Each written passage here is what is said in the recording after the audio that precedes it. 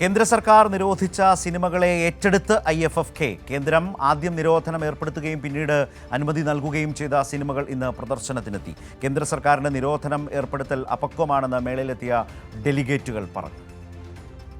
കേന്ദ്രത്തിന്റെ നിഷേധാത്മക നിലപാടിനെതിരെ ശക്തമായ സമീപനമാണ് സംസ്ഥാന സർക്കാർ എടുത്തത്.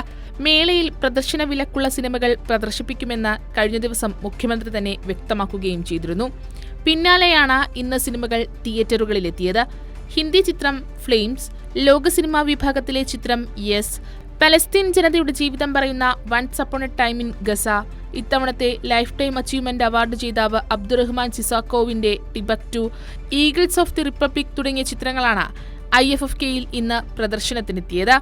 വലിയ സ്വീകാര്യതയാണ് കാണികൾ സിനിമകൾക്കൊക്കെയും നൽകിയത്. കാരണവശാലും നിഷേധിക്കപ്പെടരുത്.